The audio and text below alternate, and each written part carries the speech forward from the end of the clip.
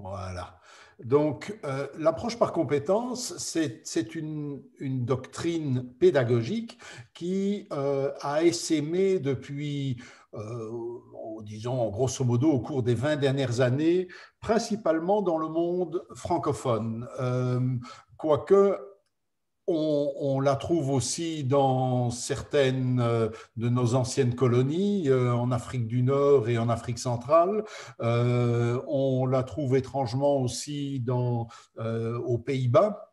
Quoique les Pays-Bas n'étant pas loin de la Belgique, ce n'est pas étonnant, puisque les pédagogues qui ont initialement mis au point l'approche par compétences sont surtout les pédagogues belges et québécois. L'approche par compétences est souvent présentée comme étant l'héritière des pédagogies constructivistes. Pédagogie constructiviste du type pédagogie Montessori, pédagogie Freinet, pédagogie De Crowley et autres. Je reviendrai dans un instant sur cette prétention de l'approche par compétence d'être héritière des pédagogies constructivistes, mais à côté de cette approche par compétence, qui est une doctrine pédagogique, il y a une autre évolution qui, elle, concerne non pas seulement les pays francophones, mais qui concerne l'ensemble des pays, en tout cas des pays avancés, des pays membres de l'OCDE, à savoir l'orientation de l'enseignement sur les compétences. Ceci, ce n'est pas une pédagogie, c'est une vision des objectifs de l'enseignement. L'enseignement est pensé de plus en plus dans l'ensemble des pays membres de l'OCDE comme une machine à produire de la compétence. Et cette orientation sur les compétences elle-même, elle découle clairement et explicitement des attentes du monde économique.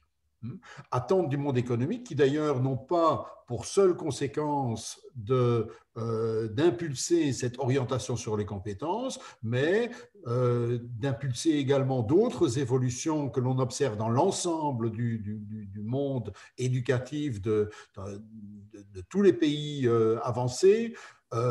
Le recentrage sur les compétences de base, qui n'est pas tout à fait la même chose que l'orientation sur les compétences, le centrage sur les compétences de base, la dualisation croissante des systèmes éducatifs, où on observe que les écarts de performance, les écarts d'accès au savoir et au diplôme en fonction de l'origine sociale, après plusieurs années d'une certaine démocratisation de l'enseignement, tendent de nouveau à grandir aujourd'hui. Donc les inégalités sociales à l'école grandissent, la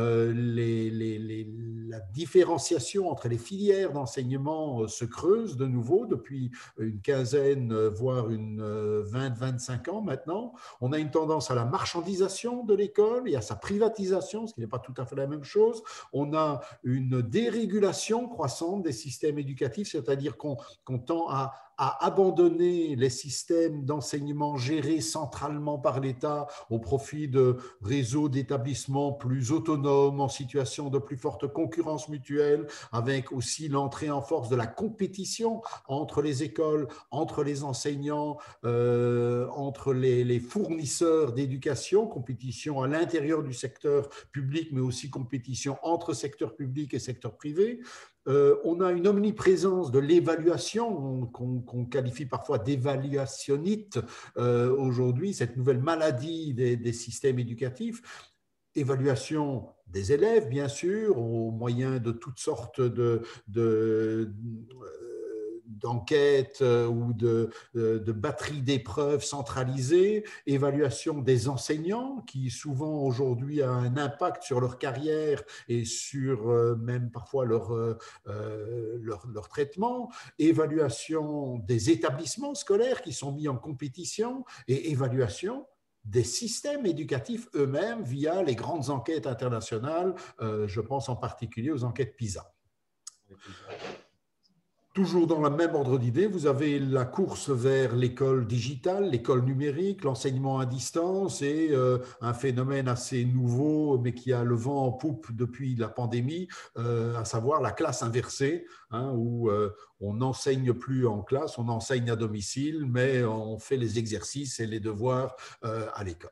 Bien, je n'aurai pas le temps de m'appesantir sur tous ces aspects, mais je vais quand même essayer dans la conférence que je commence donc maintenant. Je fais une parenthèse, on m'a dit que j'avais 1 heure.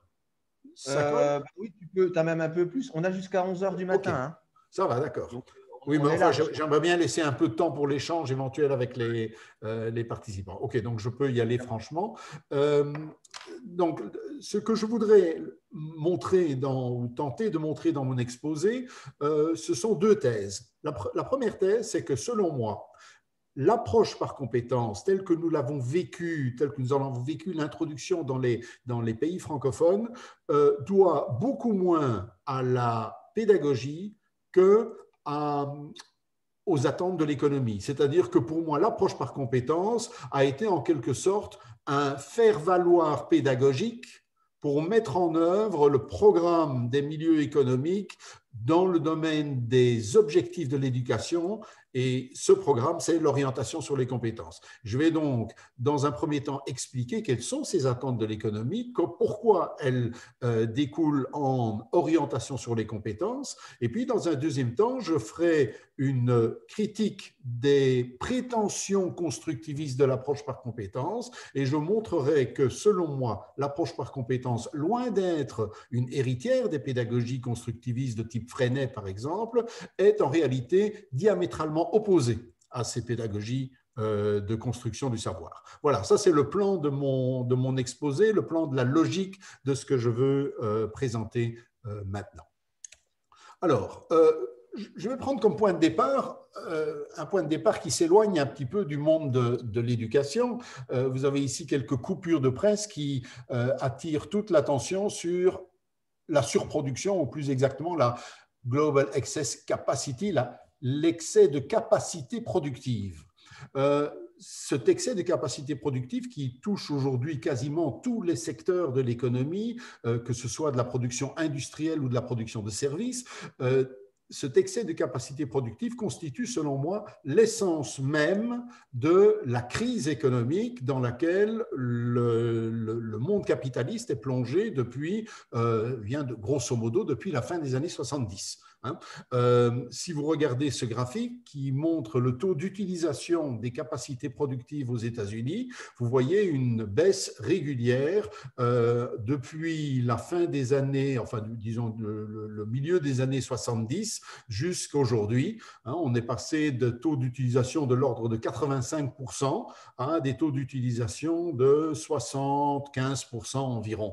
Taux d'utilisation, ça signifie que un taux d'utilisation des capacités productives de 75%, ça signifie que l'on pourrait produire un tiers en plus. 25% rapporté à 75%, ça fait à peu près un tiers.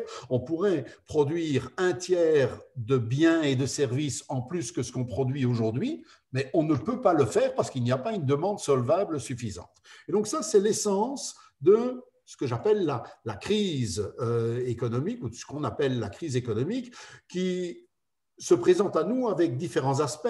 D'abord, cette surcapacité de production, elle conduit d'une part à une exacerbation de la compétition économique. C'est facile à comprendre. Si les producteurs arrivent à utiliser à 100% leur capacité productive, ils sont moins fortement en compétition avec les autres producteurs que s'ils sont amenés à ne pouvoir écouler que 75% de leur capacité de production. La compétition s'exacerbe parce que chacun est plus fortement en quête, à la recherche de débouchés, et il doit les conquérir en compétition avec ses compétiteurs. Et donc, cette exacerbation de la compétition, à son tour, entraîne d'une part une précarité croissante, parce que l'exacerbation de la compétition, c'est aussi, ce sont des fermetures d'entreprises, ce sont des délocalisations, et donc là, ça entraîne une précarité croissante pour les travailleurs, et ça entraîne aussi des politiques d'austérité, parce que les décideurs économiques font pression sur les États pour que dans une situation de compétition exacerbée, on diminue la pression fiscale sur le capital, on diminue la pression fiscale sur les hauts revenus, on diminue la pression fiscale sur les revenus de la fortune, etc., de façon à attirer des capitaux dans notre pays. Mais cette diminution de la pression fiscale qui est aussi un enjeu de compétition entre les pays. On parle d'ailleurs de défiscalisation compétitive. Cette diminution de la pression fiscale conduit les États à devoir mener des politiques d'austérité budgétaire qui va évidemment frapper également l'enseignement. Et enfin, on a une autre conséquence de la surcapacité de production, c'est l'excédent de capitaux sur les marchés financiers. Parce que s'il y a surcapacité de production, il est plus difficile de trouver des secteurs où investir les capitaux, des secteurs qui ne soient pas eux-mêmes en surcapacité de production. Et ces excédents de capitaux, eh bien, on va devoir les investir, si possible, dans de nouveaux secteurs. Et vous voyez déjà quel serait éventuellement ce nouveau secteur qui apparaît là en bas. Dernier élément, tout cela est un cercle vicieux. C'est un cercle vicieux dans lequel on entre parce que l'exacerbation de la compétition conduit les entreprises à tenter de combattre leurs concurrents en innovant en augmentant leur productivité, innovant en créant de nouveaux marchés, mais l'augmentation de la productivité dans tous les secteurs et dans toutes les entreprises ne fait finalement en retour qu'augmenter encore la surcapacité de production, et donc on a bien un phénomène de cercle vicieux. Voilà le cadre pas socio-économique, le cadre économique dans lequel l'école évolue depuis une trentaine d'années aujourd'hui. Alors, comment ce cadre va-t-il influer sur les politiques éducatives? Tout d'abord, l'exacerbation de la compétition économique conduit les milieux économiques à demander aux décideurs politiques qui s'occupent de l'enseignement que l'école recentre son activité sur ce qui, à leurs yeux, devrait être son activité principale, à savoir aider les entreprises. Alors, les entreprises, quelles entreprises? Les entreprises locales, si on s'adresse au pouvoir politique local, les entreprises de la région, si on s'adresse au pouvoir politique de la région, les entreprises nationales, si on s'adresse au pouvoir national, les entreprises européennes, si on s'adresse à l'Union européenne. Aider les entreprises locales à être aussi compétitives que possible. Et ça, le rôle de l'école là-bas, c'est de fournir ces entreprises en capital humain. Au sommet européen de Lisbonne en 2000, on a très clairement inscrit dans la doctrine européenne quelle est la fonction, le rôle de l'école que l'école doit jouer aujourd'hui. Et ce rôle, c'est, je cite, l'objectif central de la réforme des systèmes éducatifs en Europe est d'aider l'Europe à devenir l'économie de la connaissance la plus compétitive et la plus dynamique du monde, capable d'une croissance économique durable. Voilà, ça c'est le rôle de l'école tel qu'il est vu aujourd'hui par les instances européennes. Et attention, quand je dis tel qu'il est vu par les instances européennes, je ne voudrais pas faire ici de l'anti-européanisme primaire. Ce que les instances européennes disent là à Lisbonne, elles le disent avec l'accord unanime de tous les ministres de l'éducation européens, donc y compris belges, français, y compris ceux qui en coulisses après vont dire que c'est la faute à l'Europe et pas leur faute à eux.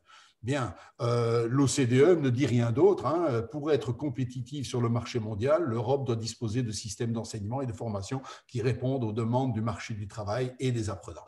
En clair, OCDE, Europe et nos ministres en général de l'éducation ont une vision de l'enseignement qui est une vision d'une école instrumentalisée au service de la compétition économique. Mais l'environnement de crise a une deuxième conséquence directe sur l'école, c'est son définancement. Je devrais dire son définancement relatif. Regardez le graphique suivant. Vous voyez ici, pour un certain nombre de pays européens et non européens, mais tous des pays membres de l'OCDE, l'évolution des dépenses publiques d'éducation exprimée en pourcentage du produit intérieur brut depuis 1937 jusqu'à 1993.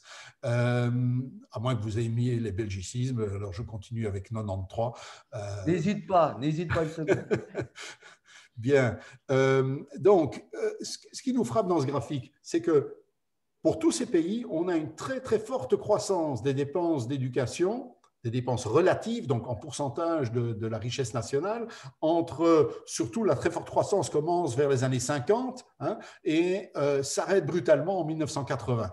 Grosso modo, c'est ce qu'on appelle les 30 glorieuses, mais un peu plus large que ça. Pourquoi un peu plus large que ça? Mais parce qu'entre le moment où les 30 glorieuses s'arrêtent et le moment où les politiques éducatives s'adaptent au contexte nouveau, ben, il faut un peu de temps. Hein. Il y a une inertie du système, une inertie aussi de nos mentalités qui fait qu'il faut un certain... Mais à partir de 1980, on constate, dans certains pays, ça monte encore un petit peu. Dans certains pays, ça descend très très fort, mais grosso modo, on assiste plutôt à une stagnation légèrement descendante des dépenses d'éducation. Si on veut voir ça de façon plus détaillée pour les années récentes, là vous avez l'évolution entre 2009 et 2018. Alors la ligne supérieure en jaune pour le daltonien que je suis, pour moi les jaunes, c'est une légère augmentation, mais ça, ce sont les dépenses exprimées en millions d'euros. Si vous rapportez ces dépenses au produit intérieur brut, donc les dépenses relatives, vous voyez qu'elles descendent. On est passé de 5,5% de dépenses consacrées à l'enseignement à 4,7% en 2018. Et encore, cette diminution relative sous-estime-t-elle la véritable diminution? Parce que pendant que ces dépenses relatives diminuent, les effectifs, notamment dans l'enseignement supérieur, eux, ont continué de croître. Et cela veut dire que les dépenses relatives rapportées au nombre d'étudiants et d'élèves, donc les dépenses par élève, hein, le pourcentage de PIB consacré à l'enseignement par étudiant et par élève descend encore plus fort, hein, chute plus fortement encore que ce qui est constaté là.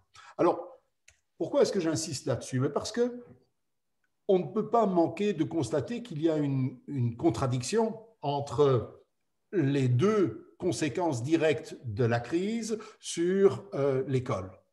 D'une part, les milieux économiques demandent que l'école joue un rôle plus actif, plus efficace dans le soutien à la compétitivité, notamment en produisant le capital humain dont les entreprises ont besoin.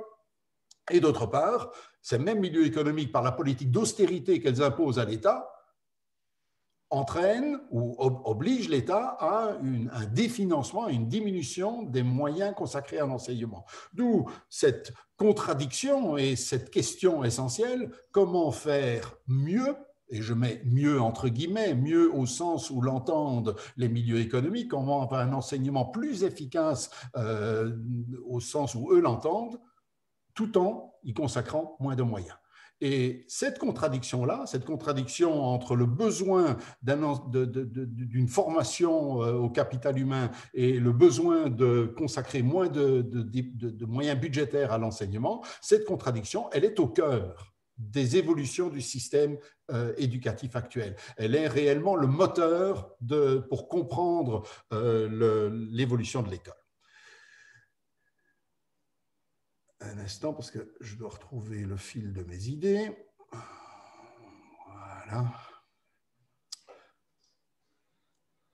Cette contradiction a fait dire à deux économistes qui ont l'oreille de l'OCDE et de la Commission européenne, Eric Hanushek et Ludger Wössmann, qu'il faut désormais non plus une expansion des ressources à l'intérieur du cadre institutionnel existant, c'est-à-dire ce qu'on a fait dans les années 50, 60, 70 et encore les années 80, où on avait besoin de plus en plus de travailleurs qualifiés, et comme on avait besoin de plus en plus de travailleurs qualifiés, qu'est-ce qu'on a fait? On a massifié l'accès à l'enseignement secondaire, puis on a massifié l'accès à l'enseignement supérieur. Hein, c'est ce qu'on appelle, c'est ce qu'ils appellent, eux, une expansion des ressources à l'intérieur du cadre institutionnel existant. Il faut maintenant, disent-ils, non plus ça, mais des réformes institutionnelles. Et par réforme institutionnelle, il veut dire il faut transformer le mode d'organisation, de pilotage de l'école. Il faut des réformes sur le plan des objectifs de l'éducation. Il faut des réformes même parfois sur le plan des pratiques pédagogiques mises en œuvre dans le système d'enseignement. Alors, pour comprendre les conséquences exactes de cette résolution de contradictions dans le cadre de l'école, on va devoir s'intéresser maintenant à ce qui se passe dans deux autres champs, celui du travail et celui des développements technologiques. Dans le champ du travail, une un premier élément très important, c'est la polarisation des niveaux de qualification. Je veux m'expliquer là-dessus. En général, quand on nous parle de l'évolution de la demande de main-d'œuvre sur le marché du travail, on croit souvent qu'on assisterait aujourd'hui, plus encore que dans les années 50, 60 ou 70, qu'on assisterait aujourd'hui à une sorte d'élévation générale, continue, des niveaux de formation et des niveaux de qualification qui sont requis pour les travailleurs. Et en réalité, ce qu'on observe, ce n'est pas une élévation générale des niveaux de qualification. Ce qu'on observe, c'est plutôt une polarisation. Et cette polarisation, elle découle de deux facteurs. Elle découle, ce sont les deux flèches que j'ai indiquées là-haut, elle découle à la fois de l'évolution technologique, mais aussi de l'environnement de crise et particulièrement de la précarité. En fait, la sociologie du travail semble montrer que l'impact des technologies de l'information et de la communication sur les niveaux de formation des travailleurs, sur les niveaux de formation requis pour les travailleurs, est un impact dual, inégal. Dans les technologies de l'information et de la communication permettent de substituer la machine aux travailleurs, surtout dans les emplois à niveau de qualification intermédiaire. Dans les emplois à très haut niveau de qualification, il est difficile de remplacer l'homme par la machine. Je ne dis pas que ça restera indéfiniment difficile, mais aujourd'hui, il est difficile de remplacer l'homme par la machine dans les tâches à très haut niveau de qualification, en raison de la complexité, du savoir à mettre en œuvre notamment, mais on se rend compte aussi que les technologies de l'information et de la communication se substituent peu aux travailleurs dans les emplois à très faible niveau de qualification. Pensez aujourd'hui aux éboueurs, pensez aux techniciennes de surface, comme on dit poliment pour dire les femmes d'ouvrage. Pensez aux personnes qui cueillent, qui font un travail difficile de cueillette dans des conditions qui aujourd'hui ne peuvent pas encore facilement être mécanisées ou robotisées. Hein. En plus, la robotisation ou la mécanisation de tâches élémentaires entre souvent en compétition avec ce que j'ai indiqué ici, la précarité croissante des travailleurs. Et il est aujourd'hui, ça coûte aujourd'hui moins cher de demander à une technicienne de surface de nettoyer un local plutôt que de faire appel à un robot doté d'une intelligence artificielle. Hein. Peut-être que ça changera un jour, mais aujourd'hui, on en est encore à avoir besoin de travailleurs à faible, d'un très grand nombre de travailleurs à faible niveau de qualification. On observe cette évolution dans les statistiques. Regardez ici des statistiques qui portent sur les années 2000 à 2009. On a 4 catégories de travailleurs, les hautement qualifiés, high skilled, les skilled manual, ce sont les travailleurs moyennement qualifiés manuels, travailleurs moyennement qualifiés non manuels, et alors les élémentaires, ce sont les tâches qui ne nécessitent aucune qualification, aucune formation particulière. Et qu'est-ce qu'on voit? Les deux courbes qui grimpent le plus, ce sont high skilled, hautement qualifiés, et élémentaire. Hein. Et donc, l'emploi croît dans les postes qui nécessitent une très haute qualification, et il croît aussi dans les postes qui ne nécessitent quasiment aucune qualification. Au contraire, l'emploi décroît très fortement dans les postes qui nécessitent une qualification intermédiaire de type manuel, et il stagne dans les qualifications intermédiaires, dans les emplois qui nécessitent une qualification intermédiaire non manuelle. Même chose avec l'évolution prévue pour les années à venir par le CDFOP, le Centre européen de développement de la formation professionnelle, où on constate, on voit bien dans la courbe ici cette dualisation, cette polarisation de l'évolution de l'emploi avec de la croissance, des fortes croissances même chez les cadres supérieurs, ingénieurs, techniciens, une croissance considérable aussi dans les tâches dites élémentaires, les vendeurs et les services, parce qu'une des conséquences de la crise, c'est aussi l'accroissement des secteurs de services au détriment des secteurs industriels, et enfin une décroissance dans les postes d'employés, d'agriculteurs qualifiés, d'ouvriers qualifiés et d'artisans. Donc vous voyez bien ici cette polarisation du marché du travail. Et dans ce contexte, qui conduit aussi à une surqualification sur le marché du travail. On a beaucoup de jeunes diplômés qui doivent accepter des emplois en dessous de leur qualification, parce que l'évolution des qualifications, elle, continue de monter, alors que l'évolution des besoins sur le marché du travail, au contraire, se polarise, d'où une surqualification. On voit ici un article du Guardian parlant de 30% de surqualification dans les... 30% des diplômés qui travaillent dans des emplois non qualifiés, enfin, ne nécessitant pas leur qualification. Et cette polarisation des niveaux de qualification requis sur le marché du travail a pour conséquence que dans un environnement où les besoins du marché du travail se différencient, se hiérarchisent de plus en plus, se polarisent de plus en plus, eh bien, il n'y a plus aucune raison de poursuivre le rêve de démocratisation de l'enseignement que l'on avait nourri dans les années 60-70, où l'on pensait que l'humanité allait évoluer vers une société de... Je cite le titre d'un livre de l'époque, Tous intellectuels, une société où il n'y aurait plus de travailleurs non qualifiés, où il n'y aurait plus que de la place pour les travailleurs à haut niveau de formation, haut niveau de qualification. Eh bien, la réalité est tout autre. La réalité, c'est que les emplois à faible niveau de qualification sont toujours là, ils croissent même, et ce sont les emplois moyennement qualifiés qui sont en train de disparaître sous le double coup de l'effet des technologies de l'information et de la communication et de la précarité croissante liée à la crise. Et donc, on peut abandonner ces rêves de démocratisation, et certains ne se privent pas de le dire explicitement. Voici une citation de l'OCDE. Tous les élèves, n'embrasseront pas une carrière dans le dynamique secteur de la nouvelle économie. En fait, la plupart ne le feront pas, de sorte que les programmes scolaires ne peuvent pas être conçus comme si tous devaient aller loin. On ne peut pas dire plus clairement que cela, que l'objectif d'une démocratisation générale de l'éducation, d'une démocratisation générale de l'accès au savoir, de l'idée que tous demain pourraient accéder au savoir qui pendant des siècles ont été réservés aux élites sociales, eh bien cette idée-là, il faut l'abandonner.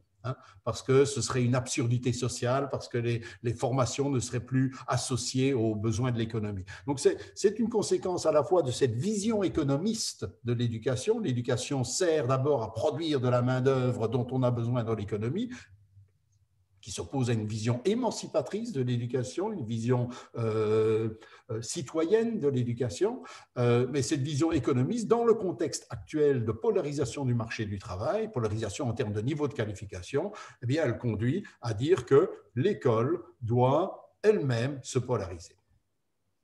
Deuxième conséquence je vais peut-être été un peu vite là, deuxième conséquence dans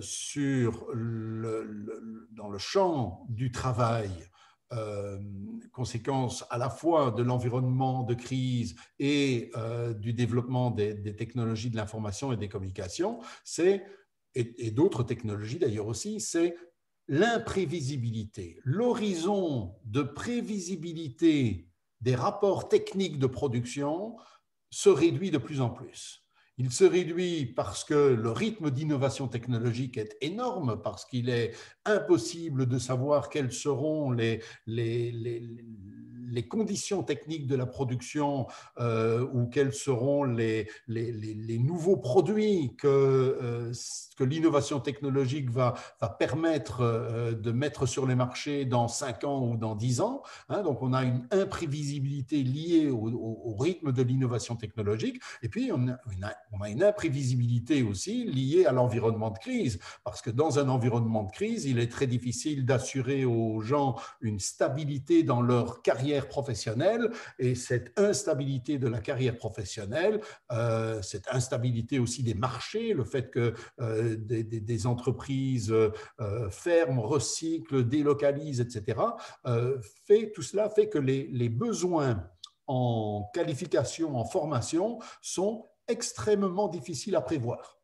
Et cette difficulté de prévoir ces besoins en qualification, on la trouve exprimée dans les rapports de l'OCDE. Le rapport de l'OCDE que je cite ici, ce n'est pas un rapport qui parle du travail, c'est un rapport qui parle de l'éducation. Ce sont des rapports OCDE consacrés à l'enseignement. On y dit, par exemple, les jeunes qui entrent sur le marché du travail seront amenés à changer d'employeur, voire d'emploi à plusieurs reprises au cours de leur carrière. Dans ces conditions, pour être préparé au marché du travail actuel, il faut être capable de faire face à l'incertitude et au changement. En d'autres mots, l'imprévisibilité conduit à dire que l'école doit davantage se soucier de flexibilité et moins se soucier de qualification.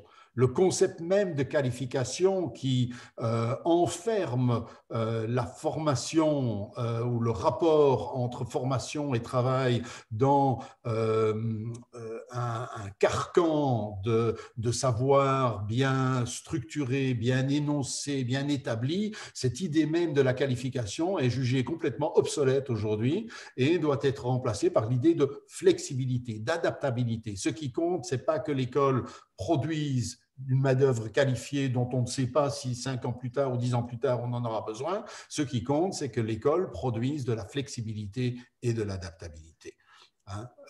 Les connaissances, dit le service Eurydice. Le service Eurydice, c'est un service chargé de l'étude comparative entre les systèmes éducatifs européens.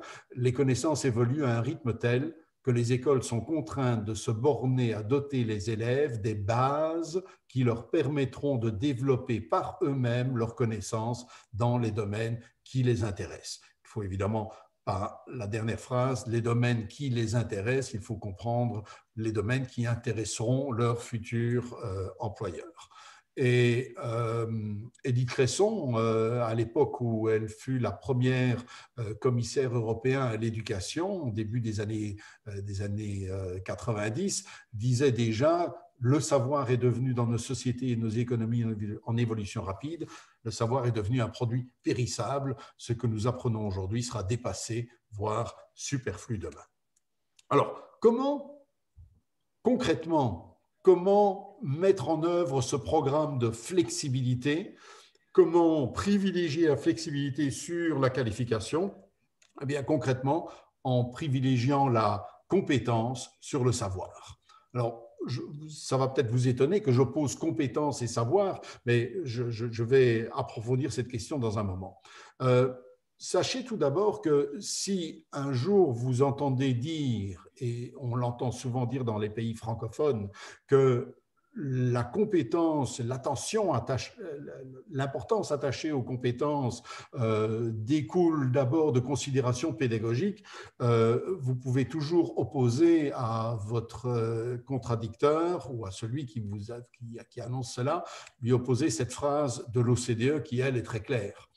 Pour quelles raisons ces compétences se retrouvent-elles maintenant sur le devant de la scène? La réponse de l'OCDE ne laisse aucun doute et ne laisse aucune place à la pédagogie. C'est parce que les employeurs, dit l'OCDE, ont reconnu en elles, dans les compétences, des facteurs clés de dynamisme et de flexibilité. Une force de travail dotée de ces compétences sera à même de s'adapter continuellement à la demande et à des moyens de production en constante évolution. Donc le lien entre compétences, l'orientation sur les compétences à l'école et selon moi aussi l'approche par compétences, le lien entre compétences et économie, il est clairement assumé par l'OCDE. Il n'y a à leurs yeux aucun doute là-dessus.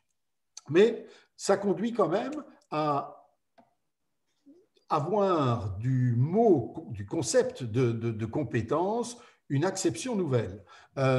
Traditionnellement, la compétence, c'est un ensemble de savoirs, un ensemble de connaissances. On confond d'ailleurs souvent compétence et qualification. Disons que compétence, c'est la qualification plus le savoir-faire et l'expérience. Mais aujourd'hui, le mot compétence a pris un sens tout à fait nouveau et qui d'ailleurs en France a été fixé par un décret ministériel. Ce décret ministériel du 31 mars 2015 dit « Une compétence est l'aptitude à mobiliser des ressources, connaissances, capacités, attitudes, pour accomplir une tâche ou faire face à une situation complexe ou inédite. » Ça peut paraître banal ce qui est écrit là, mais c'est en fait extrêmement fondamental parce que la compétence n'est pas les connaissances, les capacités, les attitudes. La compétence est l'aptitude à mobiliser des connaissances, des capacités et des attitudes. Et cette distinction est fondamentale. Traditionnellement, quand on utilisait le mot compétence en éducation dans les années 70 ou 80, ce mot était surtout utilisé dans la formation professionnelle. Et la compétence désignait cet ensemble de connaissances, savoir-faire, attitudes, expériences qui donnaient force pour mener à bien une tâche ou une catégorie de tâches données. Ça, c'est le sens traditionnel, ancien du mot compétence. Aujourd'hui, le sens nouveau qu'on lui donne dans l'approche par compétence, dans les textes de l'OCDE, mais aussi dans l'arrêté ministériel français qu'on vient de lire, ce sens nouveau, c'est ceci. Vous avez les savoirs, les connaissances, les attitudes, et vous avez la compétence. Et la compétence n'inclut pas le savoir, les connaissances, les attitudes. La connaissance est la capacité d'aller mobiliser les savoirs, les connaissances, les attitudes au moment où vous en avez besoin en fonction d'une tâche complexe et inédite. Quelle est la différence? L'homme ou la femme compétent ou compétente, aujourd'hui, n'est pas quelqu'un qui possède des savoirs. Ce n'est pas quelqu'un qui possède des savoir-faire. Ce n'est pas quelqu'un qui a des attitudes. C'est quelqu'un qui est capable d'aller chercher les savoir-faire, les connaissances, les attitudes nécessaires à un moment donné en fonction de tâches qu'il a à résoudre. L'idée de flexibilité est au cœur de cette acception nouvelle du mot compétence. Andreas Schleicher, c'est le patron des enquêtes PISA à l'OCDE. Pour ceux qui ne connaissent pas les enquêtes PISA, c'est des grandes enquêtes qui, tous les 3 ans, comparent les systèmes éducatifs des pays membres de l'OCDE et de quelques autres au niveau de leur performance dans le domaine des mathématiques, des sciences et de la littératie. L'objectif des enquêtes PISA, c'est très clairement mettre les systèmes éducatifs en compétition pour qu'ils s'adaptent le mieux possible aux attentes du monde économique tout en dépensant le moins possible d'argent. Ceci étant dit, les résultats des enquêtes PISA sont parfois extrêmement intéressants à examiner à partir d'autres points de vue, par exemple sur la question de l'équité, les inégalités sociales à l'école, etc. Donc, je ne jette pas l'opprobre sur la base de données PISA, qui est un outil de travail très, très intéressant, mais enfin, les objectifs sont quand même clairement économistes. Voici une citation d'Andreas Schleicher, donc le patron des enquêtes PISA. Il nous dit ceci: « Les systèmes scolaires aujourd'hui restent le produit de l'ère industrielle, centré sur la standardisation et la conformité.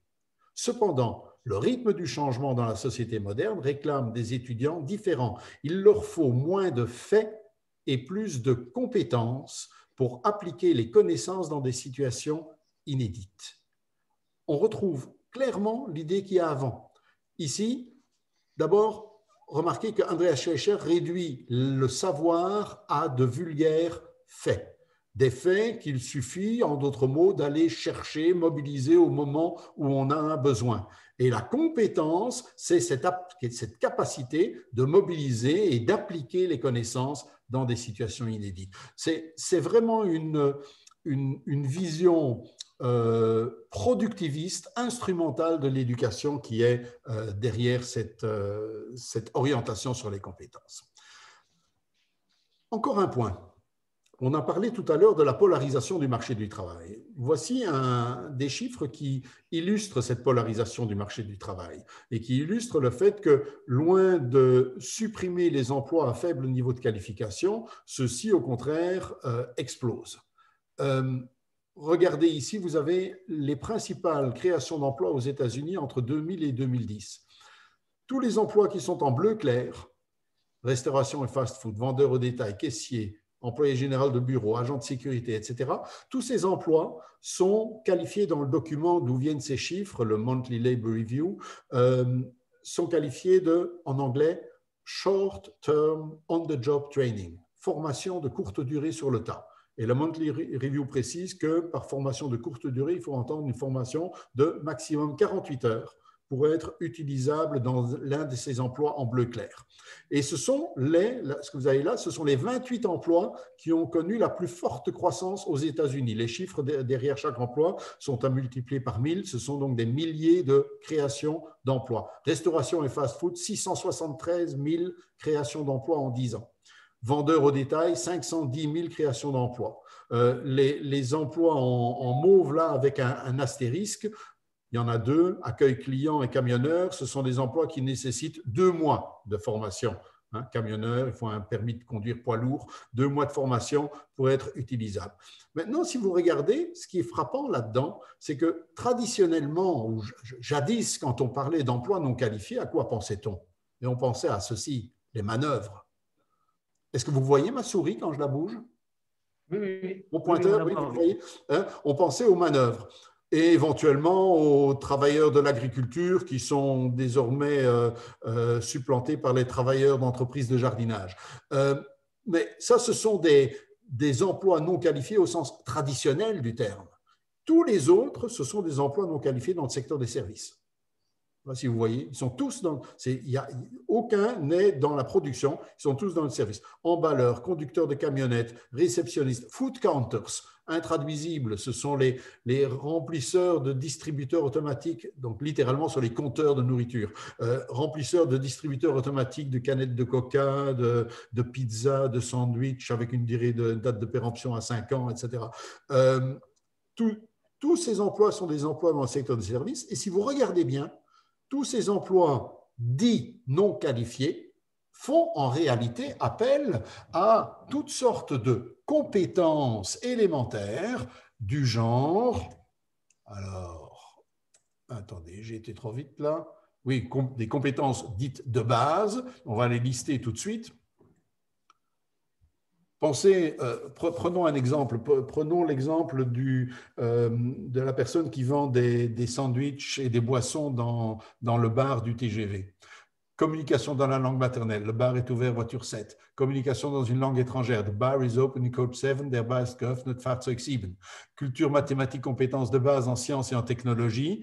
Derrière le comptoir du bar, il a une demi-douzaine de systèmes de chauffe, il a 3 ou 4 lecteurs de cartes différents, il a à l'arrière du bar un tableau électrique avec une longue explication sur l'ordre dans lequel il doit rebrancher les fusibles si jamais le train tombe en panne. Il ne peut pas remettre tout en route immédiatement, il y a un ordre à suivre, donc il faut un minimum de culture mathématique, de compétences de base en sciences et technologies. Un peu de culture numérique parce qu'il a une espèce d'ordinateur portable dans lequel il encode ses chiffres de vente. Il doit apprendre à apprendre. Ça veut dire que si on lui met demain un nouveau système de chauffe, un nouveau grill un peu différent du précédent, il ne faut pas qu'il demande une semaine de formation à la société Wagon-Lit. Il faut qu'en quelques clics, avec un bon manuel, il arrive lui-même à comprendre comment s'en servir. Des compétences interpersonnelles, interculturelles, des compétences sociales et civiques et un minimum de sensibilité culturelle parce que le bar étant coincé entre la première et la deuxième classe, il doit pouvoir faire la conversation aux uns et aux autres, et l'esprit d'entreprise nécessaire pour nous rappeler toutes les 10 minutes que le bar est ouvert en voiture 7. Voilà, donc tout cela, ce sont des compétences dites de base qui sont aujourd'hui jugées essentielles,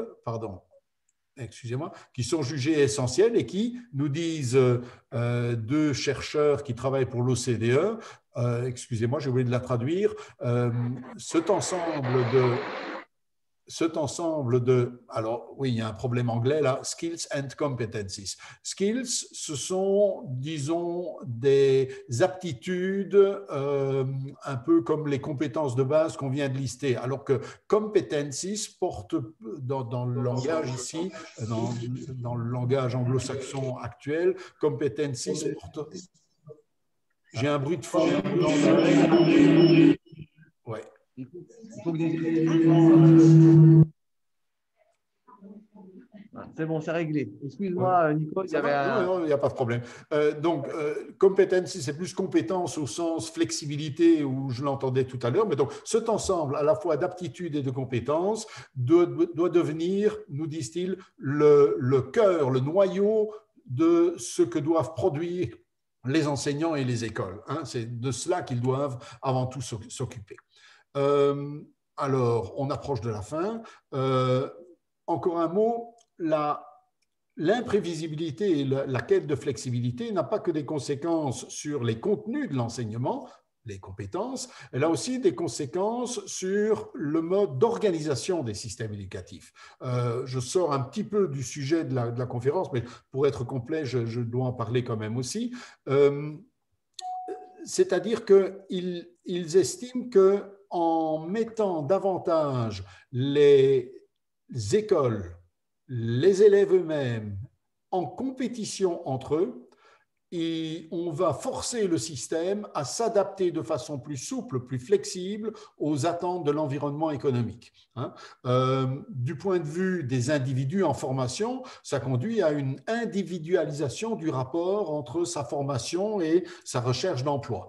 Hein, il faut, dit le Conseil européen, il faut préparer les citoyens européens à être des apprenants motivés et autonomes, à même d'interpréter les exigences d'un marché du travail précaire dans lequel les emplois ne durent plus toute une vie. Ils doivent, ces citoyens, prendre en main leur formation afin de maintenir leurs compétences à jour et de préserver leurs valeurs sur le marché du travail. En d'autres mots, c'est le citoyen, c'est le travailleur lui-même qui est individuellement responsable de rester employable sur le marché du travail. Ce n'est pas le système éducatif qui vous garantit, qui vous offre une qualification, c'est le citoyen individuellement qui doit assumer cette responsabilité. Et du point de vue du système éducatif, plutôt des écoles, des établissements d'enseignement, Wössmann et Schultz, toujours des économistes qui travaillent pour l'OCDE et la Commission européenne, estiment que des politiques éducatives qui introduisent la compétition, le libre choix et les forces du marché dans le système scolaire ont montré qu'elles possédaient un fort potentiel pour faire évoluer ces systèmes vers un niveau d'efficience plus élevé. Efficience doit être entendue ici au sens de la résolution de la contradiction, pardon, je vais trop vite, la résolution de la contradiction dont on parlait tout à l'heure, adapter les systèmes le plus efficacement possible aux attentes de l'environnement économique, tout en coûtant le moins cher possible. D'accord ? Donc, c'est toujours dans l'esprit de la résolution de cette contradiction principale évoquée en début de mon exposé. Et c'est une parenthèse, mais elle est quand même importante. Tout le monde aura compris qu'en augmentant la mise en concurrence des écoles entre elles, donc en augmentant les effets de marché ou de quasi-marché dans l'organisation des systèmes éducatifs, eh bien, on va accroître aussi les inégalités entre les écoles et les inégalités dans les apprentissages, parce qu'on va renforcer les mécanismes de ségrégation académique et sociale, et ces mécanismes de ségrégation académique et sociale, à leur tour, vont augmenter l'inégalité dans l'accès au savoir et l'inégalité sociale dans l'accès au savoir et au diplôme. Vous avez ici une statistique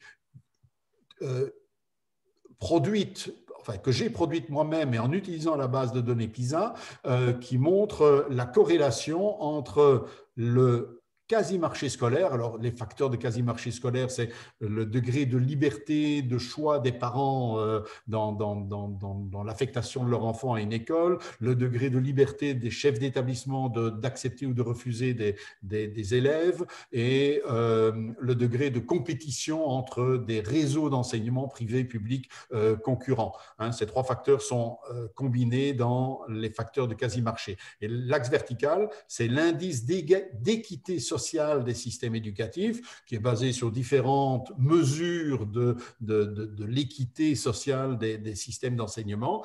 Et vous voyez très, très clairement la corrélation très nette entre les facteurs de quasi-marché et l'indice d'équité.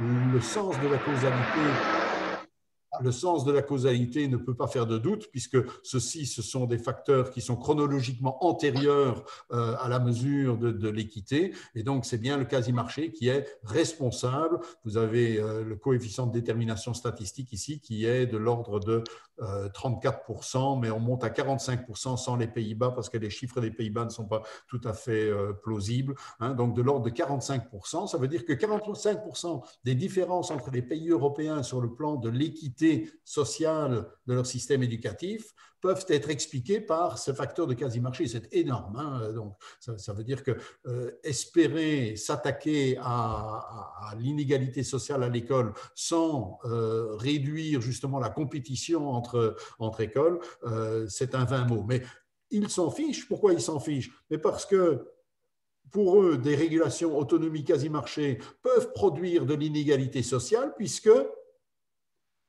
on a abandonné les objectifs de démocratisation de l'enseignement, qu'on n'en a pas besoin dans un contexte de polarisation de la demande des niveaux de qualification sur le marché du travail. Et je termine à l'heure où j'approche de la fin avec une conséquence de l'excédent de capitaux. L'excédent de capitaux signifie qu'on est à la recherche de nouveaux secteurs d'investissement pour ces capitaux. C'est comme ça qu'on a privatisé petit à petit les transports en commun, la poste, les soins de santé, etc.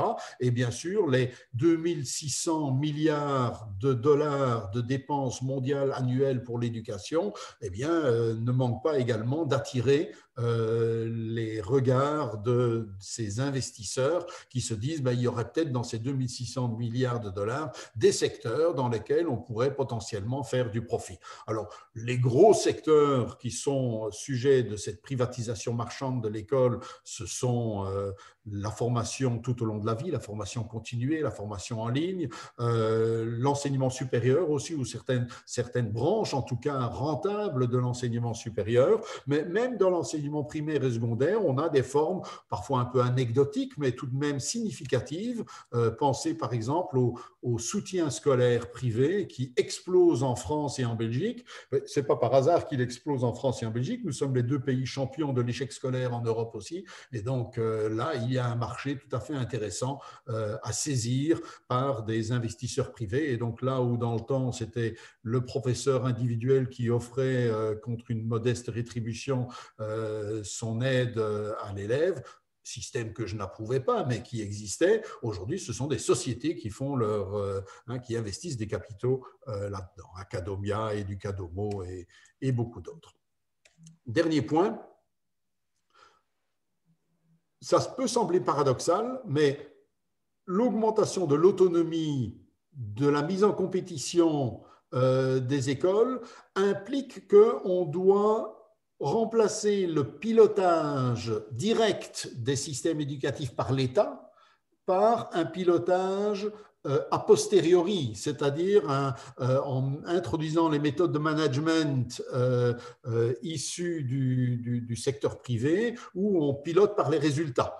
Et piloter par les résultats, ça implique de mesurer les résultats. D'où cette omniprésence de l'évaluation que j'ai déjà indiquée en introduction, évaluation des élèves, des professeurs, des établissements scolaires et des systèmes éducatifs eux-mêmes. Et probablement que ce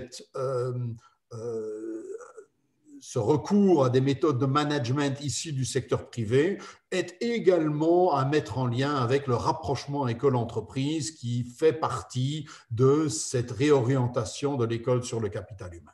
Voilà, ça c'est, je dirais, le contexte économique, social dans lequel je situe, moi, l'orientation sur les compétences, le glissement du terme compétence vers cette capacité de mobiliser des savoirs.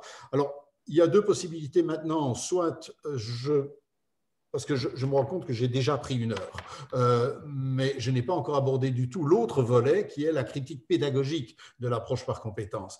Il y a deux possibilités, soit on s'en tient uniquement à ça, on arrête là et on en discute, ou j'essaye de faire très brièvement l'autre partie aussi, mais en essayant de gagner du temps, ou alors on discute d'abord de ceci, et puis s'il reste du temps après, je fais l'autre partie. Je vais un peu laisser Pascal décider. de ce qu'il préfère. Décision à prendre. Moi, je veux bien la critique pédagogique. Alors, un temps rapide, alors ça va donc forcément réduire un peu le temps d'échange parce qu'on est à la contrainte d'une autre visio à 11 heures. Donc, donc, on a fait ce choix de permettre d'introduire rapidement l'autre point. Mais on aura probablement un peu moins de temps que prévu pour les questions et les échanges. Oui, je suis vraiment désolé, je me suis laissé emporter un peu par mon... Bon, je dis quelques mots alors sur ça. Ok, je vais essayer d'être aussi bref aussi rapide que possible. On peut peut-être partir de cette citation de deux des auteurs belges qui ont très fortement contribué à développer l'idée pédagogique de l'approche par compétence. Ils nous disent que c'est en quelque sorte une définition de l'approche par compétence.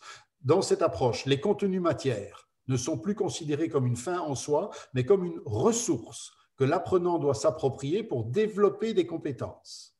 Le rôle de l'enseignant n'est plus de transmettre ces contenus matières comme tels, mais de concevoir et de gérer des séquences d'apprentissage dans lesquelles les apprenants sont confrontés à des situations nouvelles et motivantes qui les amènent à interagir pour chercher et traiter l'information nécessaire pour y faire face adéquatement et pour leur donner sens. Alors, si on résume tout ça, premièrement, ce que dit l'APC, c'est que c'est la pratique qui va donner sens au savoir. En d'autres mots, elle s'oppose à un savoir mort, figé, qui serait amené tel quel, et elle dit, grâce à nous, grâce à l'approche par compétence, en inscrivant le savoir dans une pratique, on lui donne du sens. Alors, personnellement, je suis tout à fait favorable à l'idée qu'il faut donner sens au savoir. Mais je m'oppose à l'idée que ce sens proviendrait seulement de la pratique. Le sens du savoir vient aussi de toute la démarche qui a donné naissance à ce savoir. Je vais revenir sur cette distinction après. La deuxième chose que nous disent les défenseurs de l'approche par compétence, c'est qu'il faut que l'élève soit un acteur et que le professeur ne soit plus qu'un accompagnateur. Je suis d'accord avec la première partie de cette phrase, de cette affirmation. Oui, il faut, tant que faire se peut, que l'élève soit partie prenante, qu'il soit actif dans le processus de construction de son savoir. Mais dire que ça réduit le professeur à un rôle d'accompagnateur, c'est une immense, selon moi, sous-estimation du rôle du professeur. Je crois que le fait que l'élève, si l'élève doit être plus actif, le rôle du professeur comme transmetteur de savoir devient encore plus complexe et plus difficile qu'il ne l'est aujourd'hui. Et le rabaisser au rang d'un accompagnateur, on dit même parfois le professeur ignorant, je crois que le rabaisser à ce rôle de professeur ignorant est une sous-estimation de la difficulté de la démarche pédagogique de construction de savoir. J'y reviens dans un instant. L'objectif, nous disent-ils, n'est plus le savoir, l'objet de l'évaluation, c'est la compétence. Donc, ce qui compte dans l'approche par compétence, ce n'est pas tellement la maîtrise intellectuelle du savoir, mais ce qui compte, c'est cette capacité de mettre en œuvre des savoirs et de les mobiliser, c'est-à-dire d'aller les chercher au moment où on en a besoin. Et enfin, dans l'approche par compétence, le savoir est désormais appelé une ressource ou une information. Et ça m'interroge très fortement aussi parce que réduire le savoir à une information, c'est le réduire uniquement à sa dimension empirique. On évince toute la conceptualisation, tout le processus aussi de conceptualisation qu'il y a derrière. Alors, je pense que ça s'éclairera un peu mieux avec un schéma. Voici l'image de l'enseignement traditionnel telle qu'elle est, j'ai mis des guillemets autour de traditionnel parce que je crois que cette image est un peu caricaturale, mais en tout cas, voici l'image de l'enseignement traditionnel telle qu'elle est véhiculée par les défenseurs de l'approche par compétence.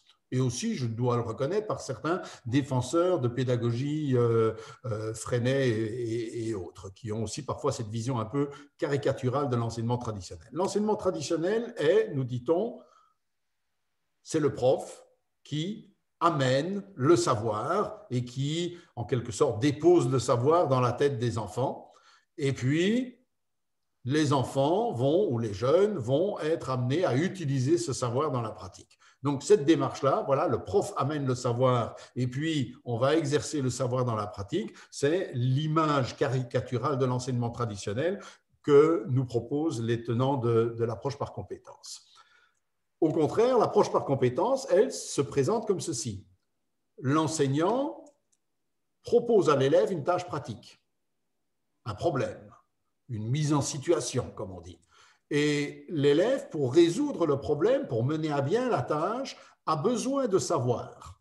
Or, ces savoirs, il ne les possède pas. Donc, il va être amené à aller les chercher. J'ai mis ici un petit nuage où il va les chercher. Ce nuage, ça peut être, bien sûr, c'est ce qui est représenté ici, le cloud, ça peut être l'Internet, mais ça peut aussi être une encyclopédie, un livre, peu importe, une vidéo. L'élève est amené à aller chercher le savoir et il est, nous disent les défenseurs de l'approche par compétence, il est motivé pour le faire parce qu'il a une tâche pratique à résoudre. Et les savoirs prennent sens pour lui parce qu'ils découlent d'une nécessité pratique qui leur donne ce sens. Et une fois muni de ce savoir, il va pouvoir le mettre en pratique et tout ce processus, pratique, savoir, pratique, c'est ce qu'on appelle la mobilisation des savoirs. Et être compétent, c'est être capable de mobiliser des savoirs. Ce n'est pas posséder les savoirs, c'est être capable de faire cette démarche de recherche de savoir et de leur utilisation. Ce qui me gêne dans ça, c'est que la relation entre théorie et pratique qui nous est proposée est une relation extrêmement appauvrie. Pour moi, la relation entre pratique et théorie, elle est beaucoup plus complexe et beaucoup plus riche aussi que ce qui est proposé. D'abord, la pratique, c'est, je ne peux pas donner d'exemple parce que ça nous entraînerait trop loin dans le temps, mais la pratique, c'est d'abord une source d'observation qui donne naissance à des savoirs empiriques, c'est-à-dire des savoirs purement factuels. Mais ces savoirs purement, la pratique donne aussi naissance à des questionnements. Je commence dans la pratique à me poser des questions dont la réponse est de nature théorique. Et ces réponses de nature théorique, on va les construire par un processus d'abstraction, de conceptualisation, à partir de tout le savoir empirique accumulé. Ça peut être une généralisation, ça peut être une induction, ça peut être une déduction, mais sur base des faits observés, je peux apporter une tentative de réponse théorique issue de la pratique. Cette tentative de réponse théorique n'est pas forcément une bonne réponse. Elle va être confrontée à la pratique par un processus de vérification. On va avoir des contradictions, on va devoir revenir à la théorie. Des connaissances théoriques peuvent elles-mêmes être combinées pour développer de nouvelles connaissances théoriques. Les mathématiques ne font rien d'autre depuis des siècles. Et puis, enfin, il y a la mise en œuvre du savoir dans la pratique. Et qu'est-ce qui donne sens au savoir, selon moi? Ce n'est pas seulement sa mise en œuvre, ce n'est pas seulement son utilisation. Ce qui donne sens au savoir, c'est tout ce processus d'observation, de questionnement, de vérification expérimentale et de retour parfois à la pratique parce que la vérification est négative. Et surtout, tout ce processus de conceptualisation, d'abstraction qui fait complètement, tous ces processus-là font complètement défaut, aussi bien dans l'approche par compétence que dans la vision caricaturale de l'approche de l'enseignement traditionnel véhiculé par l'approche par compétence. Exemple concret. Voici la formule de l'énergie cinétique, c'est-à-dire la quantité d'énergie pour mettre en mouvement un corps de masse m à une certaine vitesse v. Dans l'enseignement traditionnel caricaturé, on va donner la formule à l'élève et puis on va lui demander, voilà, maintenant, dites-moi combien d'énergie il faut pour amener ce bolide à 300 km/h. Et voilà, ça c'est la démarche. On donne la formule, on pose un problème et on va mettre en œuvre la formule pour résoudre le problème. Dans l'approche par compétence, on pose d'abord le problème. Combien d'énergie pour amener le bolide à 300 km/h? Et l'élève va chercher et trouver la formule qu'il lui faut pour résoudre le problème. D'accord? Mais dans les deux cas, le savoir théorique